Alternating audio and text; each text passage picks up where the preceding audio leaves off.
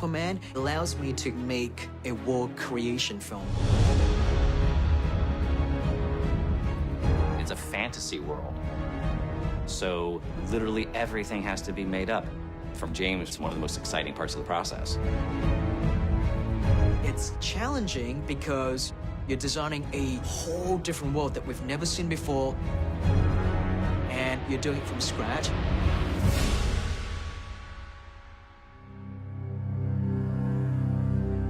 In the comic book, they incorporated Atlantis into the storyline of the DC universe. And I really love to dive into that world and basically create my version of what Atlantis would look like. And so to do that, I have to go further back, give it backstory. And some of it I pulled from the mythology and legends that we're familiar with, but other things I get to kind of create my own. Our Atlantis is a civilization that has been around for a long time. They're way more advanced than everyone else was at that time, thousands of years ago. And so I went and talked with my production designer, Bill Bretsky, and just designed the world with him.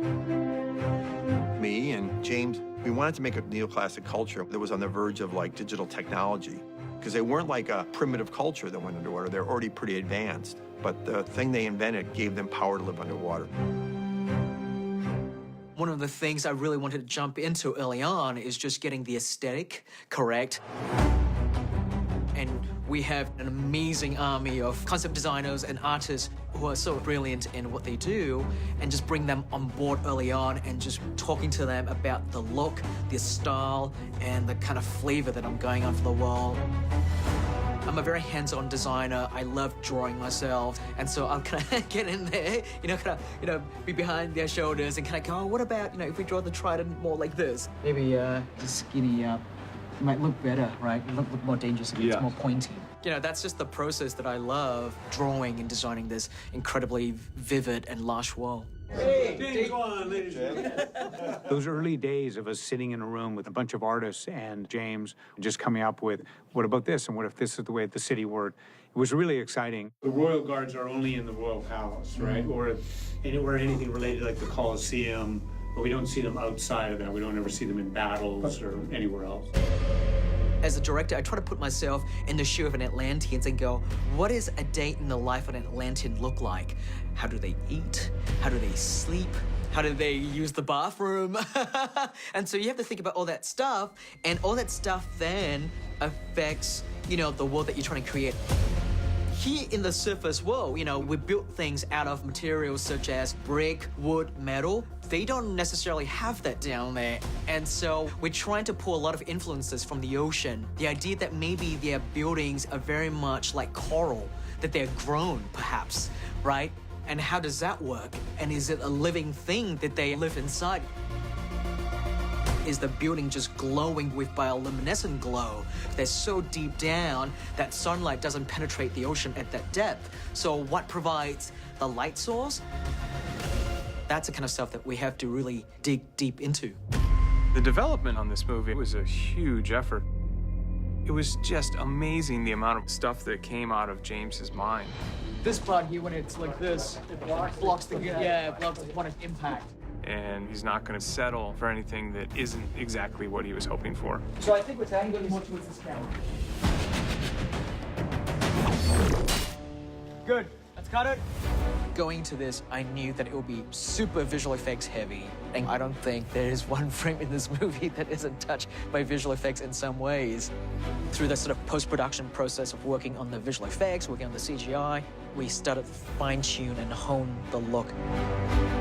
We started out doing renditions of what an underwater environment would look like. And we had to really leverage other aspects that will be visual cues to the audience that we are indeed underwater. Just trying to go, okay, at what point does this look like water? And one of the things we found through our discovery process is we constantly need just particles floating particulates. So we always have this particulate in our water volume. And you'll notice that as the characters move through the water volumes, that particulate moves around them and it moves with them. That really helped to remind the audience that they're underwater. And of course, the flowing hair really helps that. One one of the most important visual cues for underwater was what we did with the hair. I mean, we knew going into this that the hair was going to be difficult, but I don't think anyone appreciated how difficult it was going to be. In an underwater environment, all the hair just sort of tends to do its own thing, and this created for incredible computational hurdles to overcome. ILM actually rewrote their software trying to design this. I mean, there's over 500 shots in the movie where we had to add hair to our characters. What's the plan again? Plan is to not get killed. Very early on in the process, James and I had a long discussion about how we're going to be dealing with talking underwater. Wait, you can talk underwater? Hey, I can talk underwater too! This is awesome! And what we wound up doing was thinking about how we talk. We make sounds by exhaling air over our vocal cords. So they have adapted their vocal cords to make noise when water is passed over them. When they exhale water, they make sounds the same way we do when we talk through the air. Oh, we can do more than just talk. So everything visual would start from the seed of the story concept. When you know your characters really well, when you know your world really well, it makes it easier for you to kind of visually design the world. James has a very clear vision of what he wants to do, but then he'll turn to you and say, what do you think? And then he listens, and he's very much a best idea wins kind of director, but definitely the captain of the ship at the same time. Very good. Let's cut. Let's roll right into another one. Filmmaking is such a difficult task, and it's great when we work together because we all want to make a great film. And action! I'm such a big fan of the superhero universe and science fiction movies and those big, giant Japanese kaiju films. And I felt that this movie really allows me to touch on all these different worlds that I love, that I'm such a fan of.